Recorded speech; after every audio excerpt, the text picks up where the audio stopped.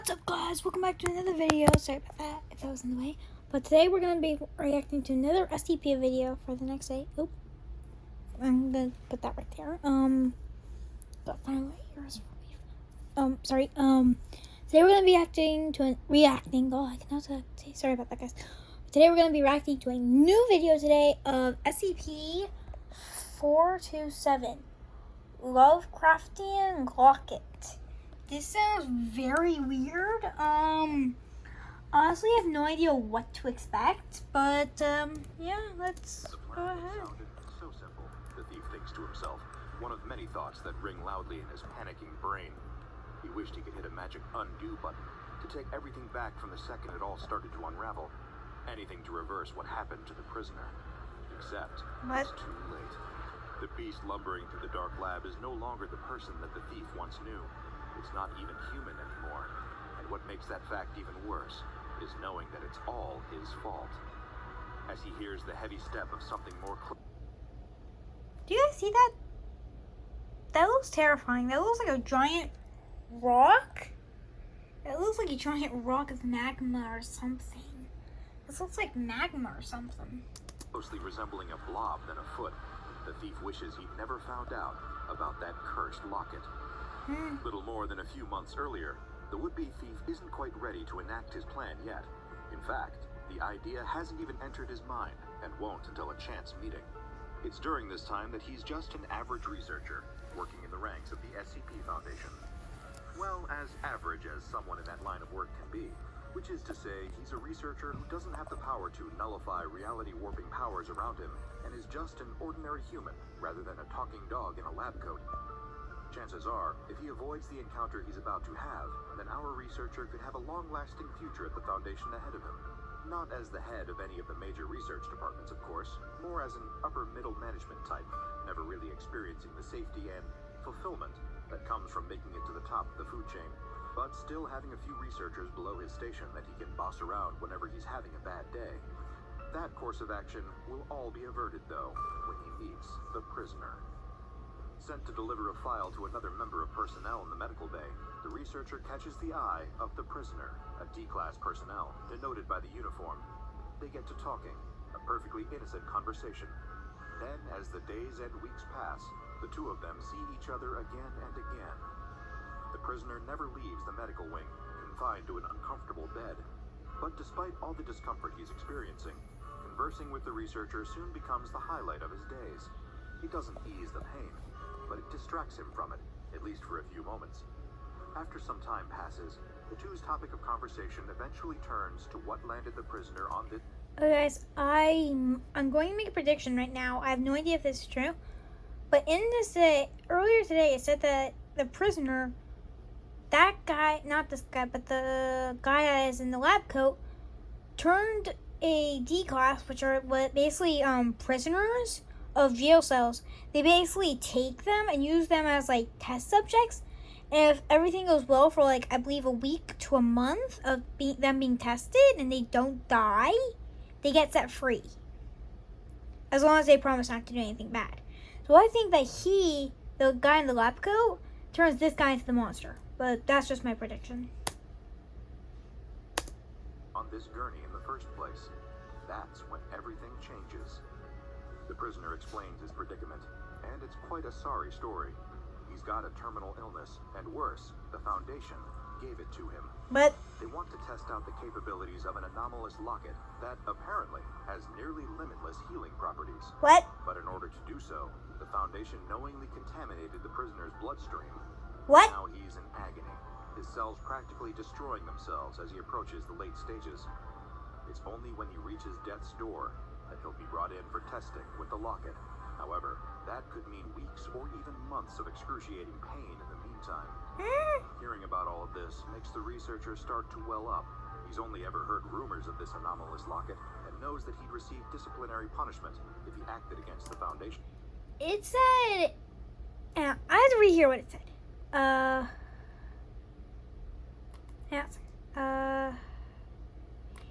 Limitless healing properties. If you're dead, you don't recover from death.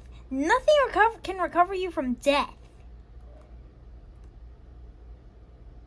So the people that are trying to test on him to see if they can bring back the death, they're idiots. So it's either gonna become an SCP, he's gonna become an SCP. He's either gonna one of four things could happen. Either one, he stays dead and never doesn't come back.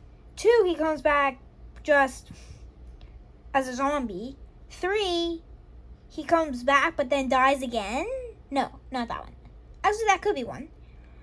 4th one, he becomes an SCP. 5th, he just gets contaminated with an SCP and then dies. Which is technically the 3rd one. But, yeah. Okay, back to the video, I guess. And that would be the best case scenario. Worst case, he'd probably find himself dosed up with amnestics and left on a sidewalk somewhere. But seeing a prisoner in so much pain, and knowing there was something on site that could help him, the researcher couldn't deny his own sense of empathy. And so, he vows to help. It'd be the kindest, most well-intentioned mistake he'd ever make. It's just a shame that, like they say, the road to hell is paved with good intentions. The thief tries to sneak through the corridors of the facility as naturally as possible. Nobody can know what he's just done, how he's just betrayed the Foundation. It'll cost him his job, his future, his whole life. His trembling fingers grip the cool metal of the locket as it sits in the bottom of his lab coat pocket. He catches the eye of everyone he walks past, the fear that someone's onto him, thumping in his chest. Does he know? What about her? They look too. What if they found out? With the stolen locket firmly in his hand and his hand buried in his lab coat, he retraces his steps back towards the medical bay. One good deed for the prisoner. He used the locket to heal him up, then hurry back to the containment case to put it back where it belongs. That's the plan.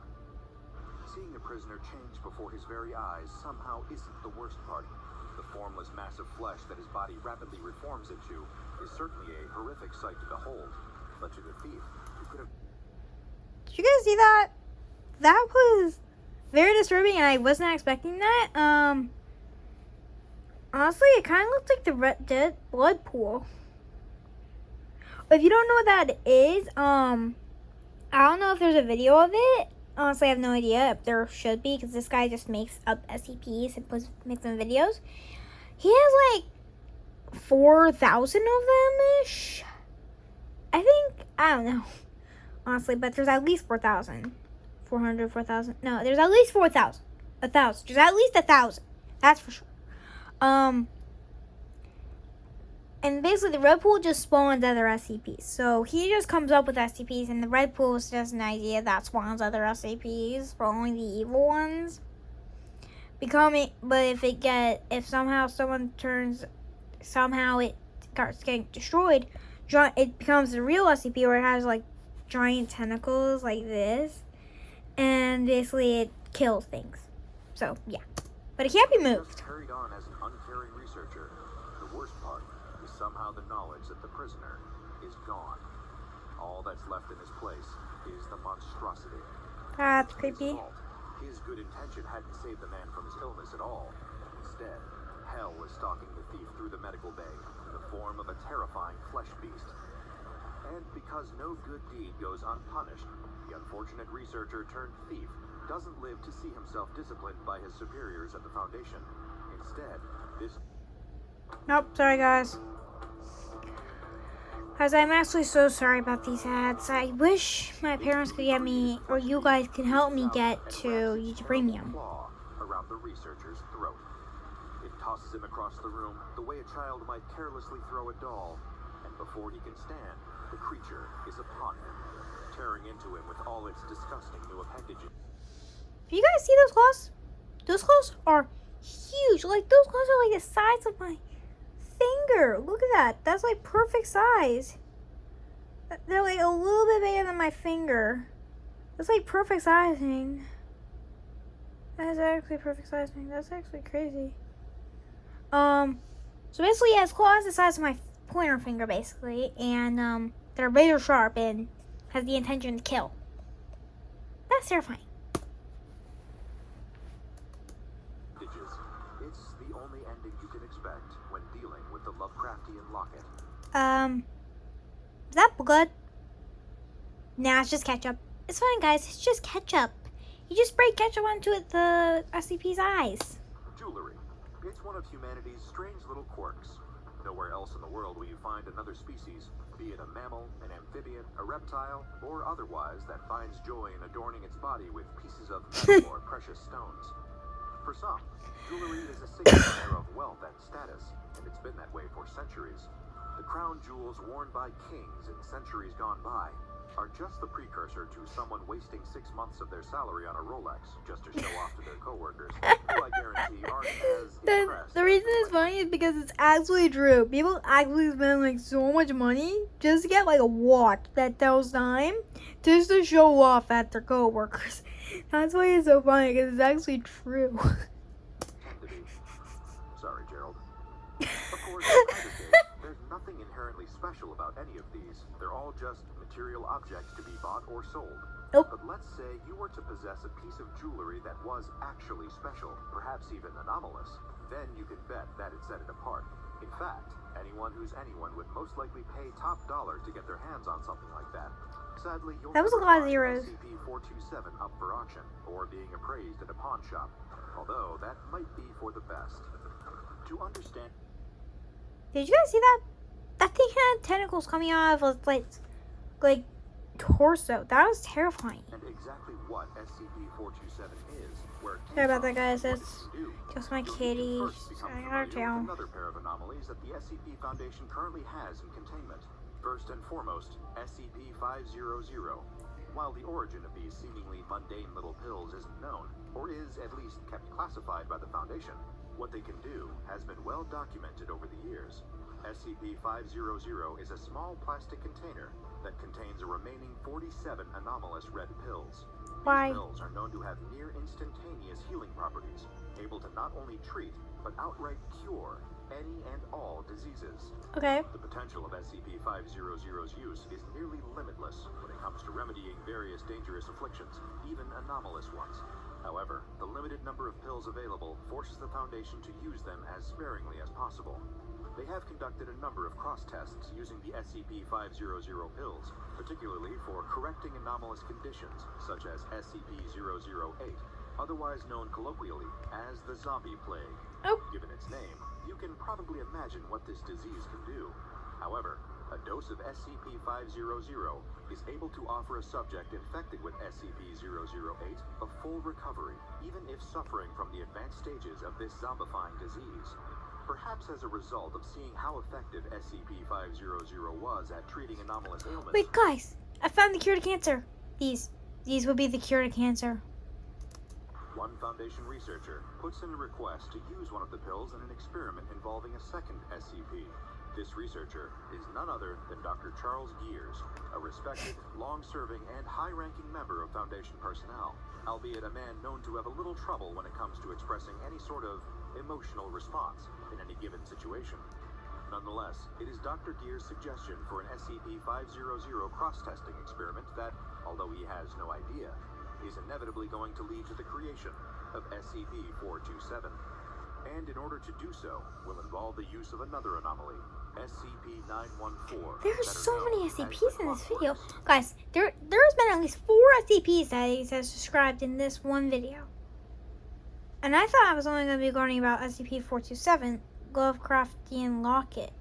I thought that was the only SCP I was going to learn about, but so far I've learned about 4 SCPs. One video. 4! And I'm only gone halfway through this. This is probably not even. So I'm at 8 minutes 34 seconds. I have 9 minutes. Basically 20 minutes. 5 more seconds. SCP-914 is a collection of various clockwork components, a mass of springs, gyros, gears, and cogs, all forming one giant machine with 2 booths labeled input and output, respectively. There is a dial between both of these booths, denoting a number of settings ranging from rough to very fine. The purpose of this clockwork contraption? Well, that's simple. Based on what setting the dial is turned to, SCP-914 will either destroy, dismantle, recreate, or refine any item or being placed within the input booth. And when set to the highest setting, very fine, the item being improved is usually given anomalous properties. So can you guess what Dr. Gears' suggestion was? puts in a request for one of the SCP-500 pills for testing with SCP-914. Not all requests are approved, given how limited the number of pills are. But knowing what the Clockworks is capable of, and that refining SCP-500 has the potential to create a more effective version of the all-curing red pills, the Foundation higher-ups grant approval for Dr. Gear's request. He's cleared to go ahead with his experiment, and so is given one of the SCP-500 pills to place into the Clockworks input booth. Turning the dial of SCP-914 to the Fine setting, which usually improves an item, but rarely adds any anomalous properties to it, Dr. Gears takes a step back to a safe distance as the machine whirs to life. Components start turning and... Are there no doors on that thing? Refining the little red pill it's been given, turning it from just one single dose into, well, not what anyone has been expecting.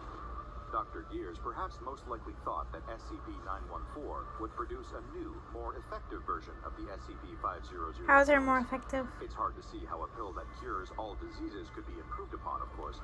But Yeah, regardless, exactly. what the Clockworks turned that one pill into was perhaps the furthest thing Dr. Gears or anyone else thought they'd get out of this experiment. After the noise of the Clockworks grinding to life dies out, sitting in the output booth is an entirely new object. It's like the machine conjured it. Guys, if you were in this guy's position, comment down what you would think it would make if you put a red pill that could cure any disease in this that somehow upgraded it. Personally, I would think that it would add make more pills. Make it so instead of one pill, it's 2 pills. That's what I think, at least. From out of thin air and made it brand new out of nowhere. It's not a pill, not even a serum, a topical ointment, or any other form of new and improved wonder drug. It's a locket, a piece of jewelry. There goes an my item that will cat. henceforth be classified as Keeps getting in my way. SCP-427 once the Foundation learns exactly what this anomalous object can do. Naturally, Dr. Gears is eager to inspect and test out the capabilities of this new anomaly of his own, albeit accidental, creation. The locket itself is quite a beautiful thing. A small metallic sphere made of a polished silver substance, decorated with ornate carvings. As quickly becomes evident, the carvings on the surface of SCP-427 don't actually serve any inherent purpose. They just make the locket itself look more like an elegant piece of jewelry. As Dr. Gears and his research team examine the locket, they notice no unusual or abnormal qualities presenting themselves, aside from the anomalous nature of SCP-427's creation. Although that's only as long as the small silver locket remains closed. When it is then opened up for examination purposes, that's when they find something curious inside. Within SCP-427, visible when it's opened up, is a small glowing orb contained in the center of the locket. Worried, oh my god, guys, I am absolutely so sorry. I don't have YouTube Premium yet. I will get YouTube Premium as soon as possible. Might be dangerous. Dr. Gears orders an immediate test of the anomalous item's radiation levels, but luckily, it is quickly discovered that the object at its center emits no radiation or energy of any kind beyond the visible light energy that causes it to glow. But having SCP-427 open, that's when something strange happens. One of Dr. Gears' research assistants possessed some rather severe burns on his skin, the result of an accident that occurred when the assistant was a child. However, upon opening SCP-427, it quickly becomes evident that the scarring left behind from the assistant's unfortunate burns have been rapidly healed. Dr. Gears is astounded and instructs another of his colleagues to open up SCP-427. The hand-picked researcher has been suffering with the common cold, sniffling and coughing all over the facility. Normally, a minor infection like that takes between 3 to 10 days to make its way through the immune system and eventually leave. But as the phlegmy researcher stands in the presence of SCP-427 while the locket is open, his cold is rapidly cured in the space of only a few minutes. It is soon determined that the healing properties of SCP-427 are emitted directionally, meaning that someone has to be standing within direct line of sight of the glowing orb at the locket's center. And of course, it doesn't take long for additional testing to take place. Only a short while later, Dr. Gears is placing requests to his superiors within the Foundation for any and all members of D-Class personnel with any long-term illnesses, physical afflictions, or any otherwise damaged biological tissue to be reassigned to serve as test subjects for SCP-427. Much like the SCP-500 pill it was refined from, The anomalous locket seems to have near limitless regenerative capabilities. That's awesome. But unlike the little red pills, there is no finite number to worry about. Just stand in line with the glowing orb within, and all that ails you is cured. With an object like SCP-427, the world could truly be healed of all diseases and injury. Illnesses could be removed from human life entirely. Maybe that's Dr. Gear's intention, despite how cold and emotionless he seems. After all, who wouldn't want to heal the world? But, like with a certain thief and a certain prisoner, sometimes the noblest of intentions can lead to some nasty, unforeseen outcomes. The Foundation records don't indicate which was the first experiment with SCP-427 to produce the more undesirable side effect to its anomalous healing capabilities. Although knowing Foundation protocol, it's highly likely the subject of this experiment is a member of D-Class. And it's Obviously. a safe bet that the outcome of such a disaster is what will give SCP-427 its new ominous nickname, the Lovecraftian Locket. The thing is, SCP-427 doesn't just heal, it improves. As it repairs cellular damage, acting in much the way SCP-500 does when taken orally, the locket also optimizes the natural systems of a person's body. And in one subject in particular, the Foundation soon observes the risks that come with the overuse of SCP-427. We'll call this subject, our mystery member D-Class personnel, the patient. Following exposure to the Lovecraftian Locket, the patient's natural resistance to diseases, toxins, and other dangers to their immune system is increased by 500%. What? Only after 10 minutes of healing time from SCP-427. Better than full immunization against anything and everything. Curious to see how much further the locket can improve a subject's natural resistances, if it even can at all, Dr. Gears and his researchers place the patient within the range of SCP-427's regenerative effect once again. This time, the exposure goes on for an extra 5 minutes, taking the duration up to 15. Monitoring all of the patient's vitals and charting any internal or external bodily change, the research team noticed that the patient seems to be getting stronger. Their muscular system is optimized, as if someone has programmed their body to its peak level of performance. Conducting further testing, Dr. Gears determined that the patient's pain tolerance and overall physical strength shows an increase of between 200 and 300%. What? Then they try exposing the patient again for over an hour this time. And that's when everything goes wrong. Before the researchers' very eyes, the patient's muscle and flesh start to mutate rapidly and uncontrollably. They shift from a normal human to a thing ripped straight out of a nightmare. What the Foundation scientists are only just realizing in the most horrific fashion is that the effects of SCP-427 are cumulative. They stack on top of one another, and continued exposure accelerates the amount of time it takes for the human body to apply the changes granted by the locket, meaning that after so much exposure to SCP-427, the patient is converting at a rapid rate into a sickening, shapeless mass of tissue until they're not even human anymore, but a terrifying beast of nothing but flesh. These flesh beasts, as the researchers take to calling the creatures thanks to their horrific appearance, quickly prove to be highly aggressive. The security personnel that move in to contain the beast that was once the patient learned this in a quick, brutal fashion, as the newly formed flesh beast attacks the guards on site with messy, fatal results. I don't like how that thing doesn't have Surviving arms. security officers open fire at the creature, which shows itself to be highly resistant to conventional firearms. Despite being comprised of flesh, the beast shrugs off bullets like they're little more than minor annoyances. Oh my god. Thank God. I thought it was like eating the bullets. Like it hit this. Okay. It's good that I'm glad that it barely takes any years, because I thought that it like went into the skin and then like it absorbs it and makes it stronger. So good. It only just doesn't do any damage. Unsuccessful tries and a lot of wasted ammo, but soon a successful way to neutralize the flesh beast is deployed. Stun It gun. turns out that a sufficient excess of heat, in excess of 2,000 degrees Fahrenheit, But is enough to cause the flesh beast's bodily mass to combust. what about How coldness? aggressive the creatures are towards Foundation personnel during subsequent intentional attempts to recreate them, Dr. Gears and his fellow researchers can't gauge exactly how intelligent the flesh beasts are. But by mapping the biological optimizations that SCP-427 grants a subject, Foundation researchers have determined that the Lovecraftian locket causes a significant enhancement to the brain, as well as the muscle and immune systems. After all, the brain is responsible for regulating all bodily functions. This means that the intelligence levels of a fully transformed flesh beast could exceed that of the average human. What? For now, despite the risks of mutation, SCP-427 is used as a partial replacement for the SCP-500 pills, given their limited number. While the locket is able to cure any ailment that the pills can, total exposure time must be recorded, as the optimizations granted by SCP-427 are cumulative in all subjects.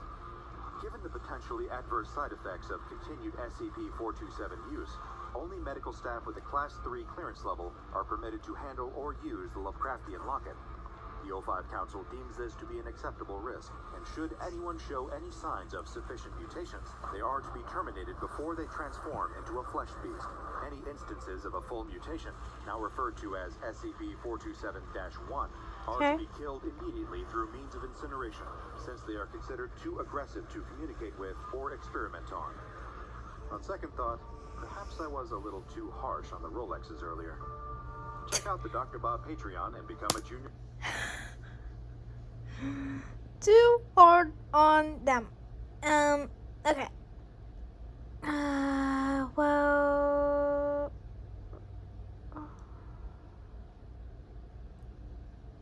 Guys, I'm gonna do this one next, but not after my reactions to this guy.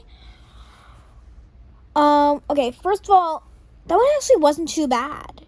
Just don't use the Lovecraftian locket at all in the first place, or only use it for like 10 minutes or seconds. I forget which one it was. If it was 10 seconds or 10 minutes. Comment down which one it was, because I forget.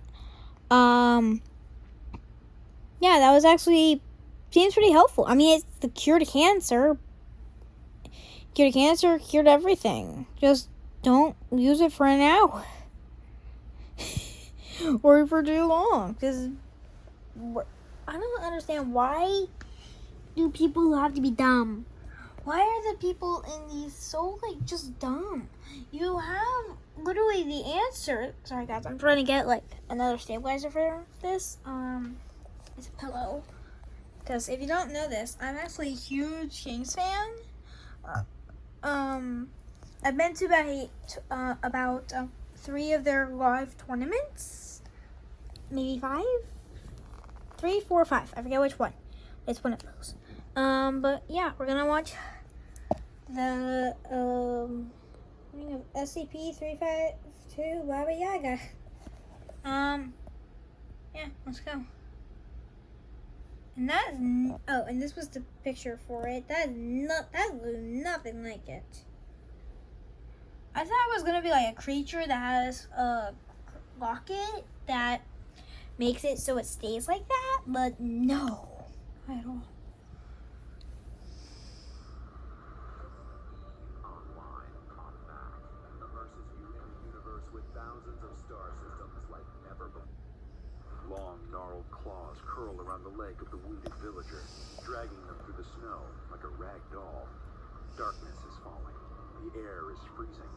And yet, the poor doomed soul being pulled towards a horrific fate by the ancient hunched figure is smiling blissfully. What?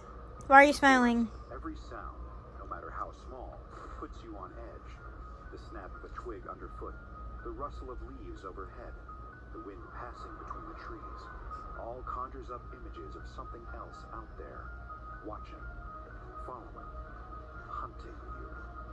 The backpacker takes another cursory glance over his shoulder, the nagging thought that maybe he should turn back and retrace his steps to the main road, poking at his brain. Not too late, the tiny voice tells him. Yes, go back. Don't push yourself. Don't push yourself. Guys, if you ever come across something that was so terrifying, comment it down below, and then comment like what happened and what it was like, because I do check comments on these videos. I do check them. Okay, that was kind of a lie. Actually, I would actually probably not comment video on these videos, because My mom is very, don't tell her I said this, but she's very overprotective, and she does not let me use, like, comments on my videos or any other YouTube videos I watch. So I'm now able to look at the comments that you guys comment, or even see what they say, or comment back, or even go on to it. It says, thanks to restricted mode, you cannot look at these comments on this video. So I would suggest not commenting, or you could comment and just wait for me to be able to have the ability to, like, react to your comments and whatnot. Because then I will be able to, but yeah, let's just get back to the video. So I would suggest probably commenting, just waiting. But yeah, Baba Yaga, I honestly don't know what to expect, but this is probably gonna be the last video, because my mom is making me clean up my room. If you didn't know this, I actually, like, just turned 12, like, a few days ago. So yay, lucky me. But guys, in the next couple of, I think, like, 1 or 2 weeks-ish, expect a major decrease in videos, because I am still in school, and I'm gonna have to be at school 7 hours, 5 days a week, and that's gonna suck. So I'm only gonna be able to post this many videos, so I will try to keep up these videos every day, but I have a even earlier bedtime than now, probably actually the same, and yeah, so just expect a major decrease in videos. Okay, back to the video. Time the sun fully sets, and he can turn back before it's too late. He should have turned back sooner. What was that? What is that? What is that? But first, I have a question directly for you. Is something interfering with your happiness? Yes. Or preventing you from achieving your goals? Yes, Regardless school. if you have a clinical mental health issue like depression or anxiety, or if you're just a human who lives in this world who's going through a hard time, Yes. therapy can give you tools to approach your life in a very different way. And that's why I'm excited to tell you about today's sponsor, BetterHelp. Nope. It's an important Nope. in your Nope. area. It's Nope. little with a therapist How are you still going? supporting this channel. BetterHelp.com/Dr. If you want some therapy, go to that channel. For supporting this channel. And now, back to our backpacker. The backpacker has been Backpacker. crossing Eastern Europe for the past few Did you months. guys not see that witch? There was literally a witch, like Now, right there, through the freezing right where his face rural is. areas of There's a southern witch. Russia was a quick way to get pneumonia. So he'd been opting to hitchhike until he made his way to a warmer part of the country. You're gonna get hit by the car, dude. Picking him up and helping him get from one point to the next. The few that weren't, thankfully, spoke enough English to make communication possible. Thanks to his persistence and broken Russian, the backpacker had made it a decent distance. That is, until the most recent ride he'd hitched. He wasn't sure why, or even really what had happened. The driver who picked him up alongside the highway had seemed amicable enough, right up until he'd taken an unexpected detour. The backpacker had been keeping a close eye on his map and noticed the driver turn off at a different exit, pulling up alongside the forest on a long, empty stretch of highway. Suddenly, the driver started aggressively yelling at him, urging him to leave the vehicle immediately. The backpacker had thought maybe there was some kind of misunderstanding and could barely keep up with the thick Russian being hurled at him. But then, the driver sped away, laughing loudly with his windows down. He yelled something back at the backpacker, but only one phrase stood out to him as the car receded into the distance. Baba Yaga. Now, lost in the woods, the sun rapidly disappearing, the backpacker... Guys, I'm gonna start making predictions now, cause they're probably gonna make me seem stupid, but I don't really care. I just want to make predictions, cause this guy that I got hitchhiking from is probably a guy that he used. He saw that he was in distress and was trying to get somewhere, and so he hitchhiked him, and he's probably like in debt or something to Baba Yaga, which is the name of this guy. And he probably used him as like a sacrifice or something. And he dropped him off at Baba Yaga's lair or something, or close to it. So Baba Yaga's probably going to kill him and eat him, and then we're going to learn about it and blah blah blah. Okay, back to the video. I don't know when I'm doing this. Tries desperately to keep hold of his bearings. That town is close, only a few feet away. It has to be, he tells himself. Too close to justify turning back and trying to hail another passing car. He produces a pocket flashlight, its dim beam betraying just how small its remaining battery life is. Why wouldn't you have a normal flashlight? But they do little to dull the sense of worry that's rising higher and higher in the backpacker. A twig snaps, too far away for it to have been caused by his own footstep. The backpacker's heart jumps in his chest, and he turns to point his flashlight in the direction of the sound. Why are you in my bed? Guys, sorry about that. I have ants, and we have ants. Over a figure, standing in a clearing not far from him. They're hunched over, the kind of posture that typically comes with old age. Do you guys see that? That looks like a witch. The cloak, the hair, the creepy claw hand. I mean, oops, sorry about that, guys. Right there. Do you see that hand? Do you see that claw? That looks like twigs, but that's her hand. See? Look there. That is a witch. But he can't get a clear look at them. Their back is turned. The backpacker calls out, trying to recall some of his guidebook's typical Russian greetings to get the person's attention. The figure turns and speaks, saying something in a low, raspy voice. It sounds close to the Russian language, but a dialect that's far too old for a novice like the backpacker to recognize, let alone understand. He cautiously steps closer, the flashlight revealing the figure is an elderly woman. What's she doing out here in the forest, all alone at night? The backpacker tries to ask for directions, mentioning the name of the small town he saw nearby on the map, just the other side of the forest. We know you're hovering over that button, but we need your help. We have a better button, we promise. Right on top. Nope.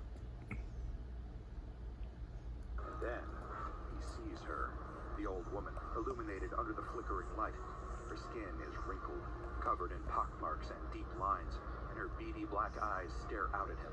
That doesn't look like human. From her mouth, dribbling down her chin. That doesn't look human. Her finger is tipped with a rotting, overgrown yellow nail protruding out of her bony fingers. That doesn't look human. And the entire time he looks at her, the backpacker can think only one thing. One phrase that the driver who intentionally abandoned him here said, and why it had sounded so familiar. Baba Yaga, a creature from local folklore who dwelled in the forests and lured people to their deaths. One that typically took the form of a decrepit old woman. As the flashlight in his frozen hand blinks off, the backpacker turns heel and dashes through the trees. The rational part of his brain has been drowned out by the screaming, terrified panic. He throws off his heavy backpack, not daring to so much as peek over his shoulder for fear of seeing the face of the old woman in his peripheral vision, her claw-like hands reaching for him to tear him to shreds. Freed from his own cumbersome belongings, he rushes back through the forest, hoping he is going the same way he came. Something lightly brushes at his skin, causing him to scream and splutter, swiping his hands to try and swat it away. Light, thin cobwebs cling to him as the backpacker tries to clear them from his arms, face, and hair. Then, suddenly, he feels calm again. Better than calm. He feels good, as if he wasn't just fleeing for his life. The dark of the forest around him seems to brighten. He lies down on the snow-covered ground with a relaxed sigh. It's a trap. He doesn't even notice the old woman slowly shuffling towards him, or feel her teeth sinking into his flesh. What? A report of a missing hitchhiker was filed after a man was caught. Have you seen this man? On the side of the road. Local authorities questioned the driver and asked him why he'd left an innocent backpacker to potentially die in the freezing forest. He did The die. driver simply chuckled and sneered in Russian. The Baba Yaga needs to eat. Humanoid SCPs can often be some of the most unsettling of all the anomalies that the Foundation can You encounter. think? Sure, the sight of a creature like SCP-682 or SCP-096 is If you don't know the names of this, the first one, 692, is hard to destroy reptile, an unkillable monster. This is also an unkillable monster, but it will only attack you if you look at its face. But they both kill you. And they're both, very dangerous. is often terrifying in both their ferocity and the danger they present.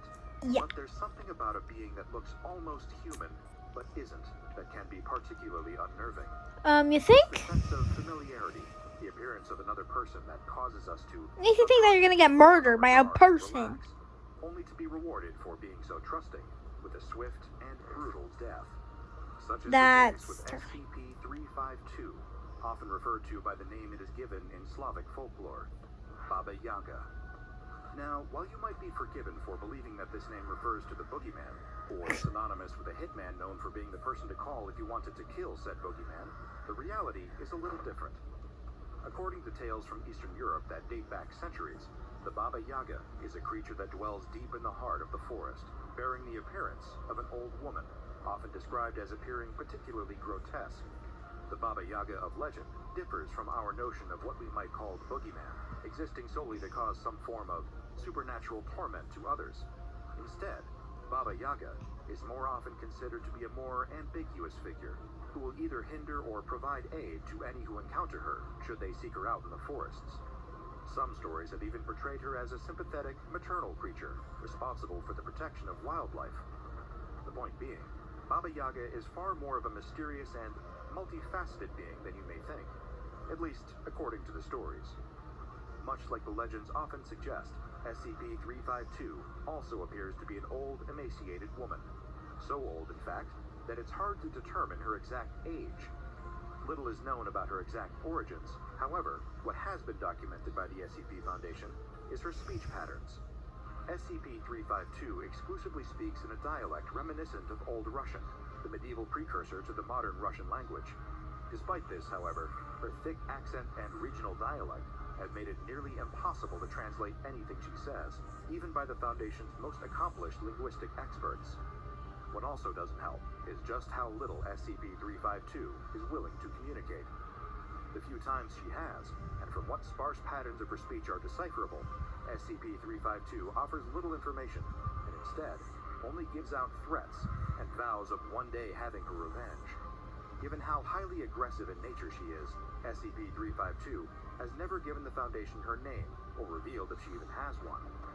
Next to no background information has been uncovered about her, either through attempting to converse with SCP-352 directly, or by conducting research into her past. Now, a hostile and uncooperative elderly woman who doesn't like to communicate outside of threats might not seem all that unsettling, unless you work in retail. But it's true that from the outside, there doesn't appear to be anything all that anomalous or even unsettling about SCP-352. At first, at least. But the notion of her being a harmless old lady fades away in an instant, as soon as you get a glimpse of the monster within.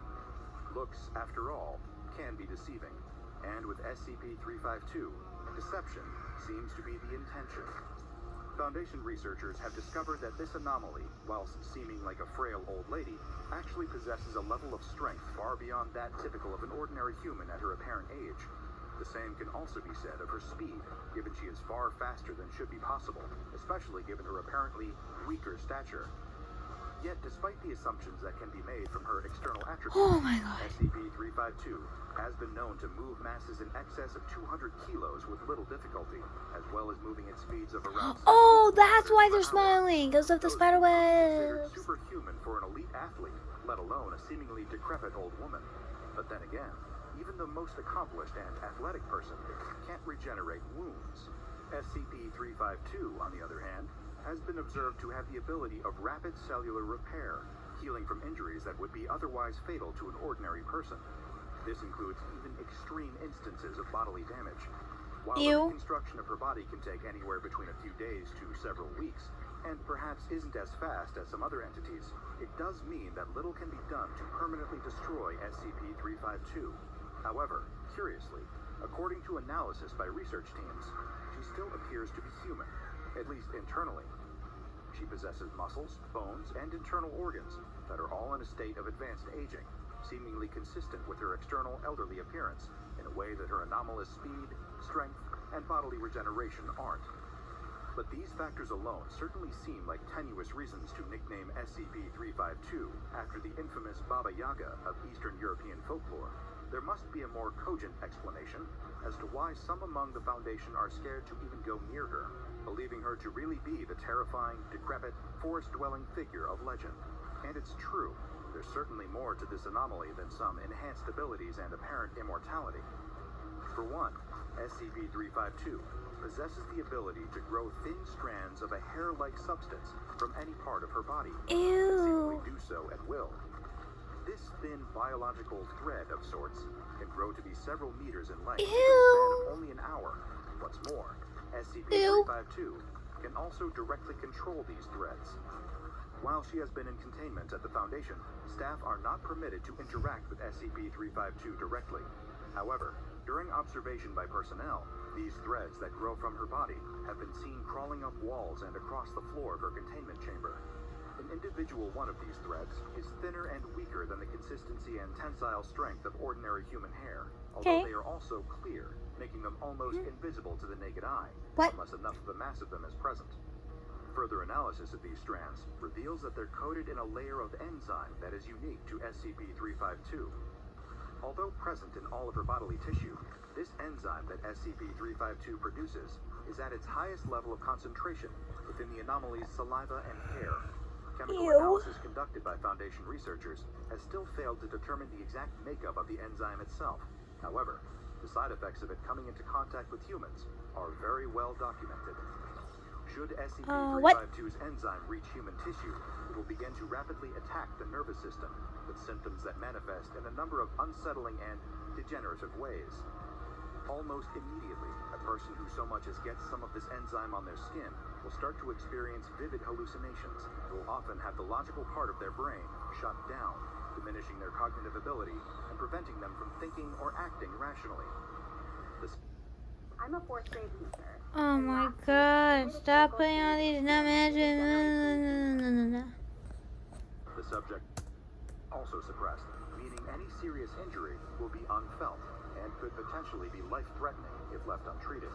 They will remain in this hallucinatory state for several days, depending on the level of exposure to the enzyme they've experienced. But the higher the dosage carries the greater likelihood of this manic state becoming permanent. One bite from SCP-352 is enough to achieve this result, driving its victims into a delirium where they can trust neither the things their eyes are seeing or the thoughts in their own brain. According to research conducted by the Foundation into SCP-352's habits, the creature sustains itself on a carnivorous diet, its main and preferred source of food being human flesh. And slowly, you're probably starting to put these different Can't you just feed it people that are already dead? One gruesome picture. Like several strands spun together into a particularly unsettling web, almost exactly like the kind that SCP-352 weaves to catch its prey. Much like a spider, SCP-352 uses the threads produced by her body to create a web of hair, waiting for her prey to stumble into it. By exposing them to the enzyme in her saliva, she can cause them to rapidly become docile, aided particularly by the enzyme's hallucinogenic and pain-numbing properties. Once they've been bitten or otherwise suffered exposure to the enzyme, SCP-352 will trap her victim and begin to devour them. As has been observed by Foundation personnel both during testings and during SCP-352's discovery, she doesn't like her prey running away. As such, the anomalous old woman will often begin by completely disabling and incapacitating them. She then spends the following few days gradually eating her human prey until there is nothing left of them. Despite the horrific, stomach-churning images of SCP-352 eating someone being positively traumatizing to anyone unlucky enough to witness it, the victims themselves are often docile throughout the grisly process. I'm sorry that I'm laughing. I just find it hilarious how she's literally getting eaten alive and she's smiling. I'm so sorry. I just find that hilarious. I'm so sorry. Thanks to the enzyme in their systems, these unfortunate persons are often numb to the painful sensations and often experience an elevated rush of dopamine instead of the intense fear you might expect from a person being devoured by a decrepit old lady. Most of SCP-352's victims display a lack of awareness of their surroundings, with no knowledge of the outside world, as they suffer their own ingestion and eventual demise. Before the Foundation had a chance to observe all of this firsthand, reports of an enchanted forest were responsible for drawing their attention to a small township in southern Russia. According to the local stories circulating at the time, a witch had been responsible for the deaths of several people nearby. But it wasn't until word of this supposed witch's capture reached them that the Foundation decided to take a closer look and send in a team to investigate. A recovery team arrived in southern Russia, expecting to find the captured anomaly and some townspeople up in arms at the perpetrator of the recent deaths. Instead, they arrived to discover the area was deserted, not a living soul in sight. As they fanned out to explore the area, the first of the unsettling discoveries soon presented itself. A number of dead bodies in various states of decay. The smell was unbearable, but what was worse was there was no sign of the so-called witch. They soon happened across a clue as to where she might be, though. There was a trail of blood in the snow, leading from the town towards the Yeah, it's kind forest of and its obvious. outskirts. The shape and direction of the blood seemed to indicate that the bodies were dragged in the direction of the forest. The same place the locals had reported was enchanted. Venturing away from the small, frost-bitten town, the Foundation recovery team were surrounded on all sides by dense trees, dustings of ice over their crystallized leaves and branches. They searched the area, each footstep embedded in the snow with a crunch. Following the blood trail, one of the group, further away from the others, swore he felt something brush against his skin. He waved it away. It was just a cobweb.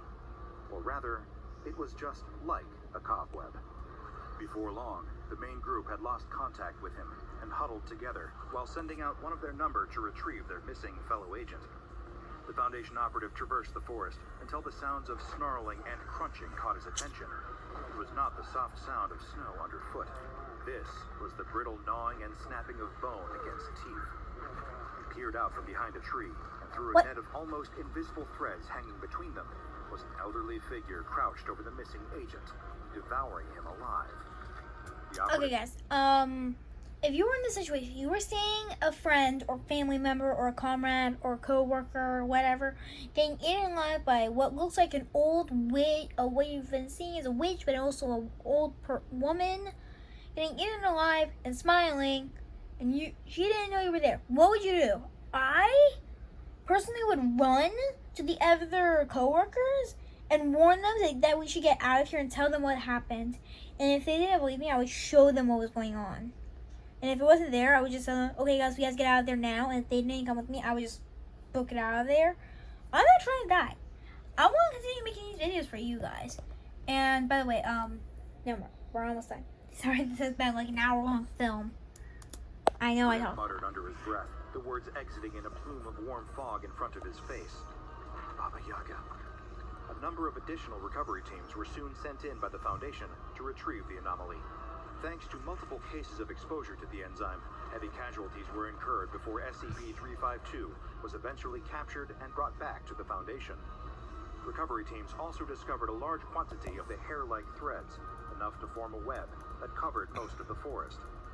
It quickly became apparent that this was responsible for the incidents of Foundation agents falling prey to SCP-352, with most writing off any contact with the threads as either the feeling of their own hair or spider webs against their skin. As of now, the anomaly designated as SCP-352 is kept in a sealed containment area at all times. Okay, that's good. Direct interaction with her is strictly prohibited unless carried out via remote means, such as through security cameras. If human personnel are required to interact with SCP-352 under any extenuating circumstances, then full hazmat protocol is to be observed at all times. Anyone exhibiting erratic behavior or showing any indications of hallucinations must be placed in immediate quarantine and tested for enzyme contamination. If any personnel are bitten by SCP-352, they are to be abandoned. SCP-352 is fed once a week, a more efficient food source, employing the use of SCP-604 or SCP-1680, is still being reviewed and pending approval from the site director. In the meantime, the Baba Yaga still needs to eat, and there's only one thing that she's shown a preference for. Check out the Dr. Bob Patreon and become a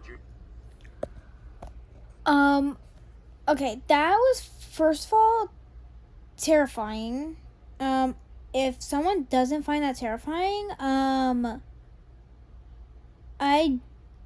there's something wrong with you. I mean, not in a bad way, like, just, like, how could you find something like that, like, funny or not terrifying in general? And, Yeah, I would not want to run into Baba Yaga. Oh, and again, this. Why? She's literally dying and then laughing at the same time. That is weird. Okay, guys, that's gonna just be it for today. See you guys on the flip side. Bye.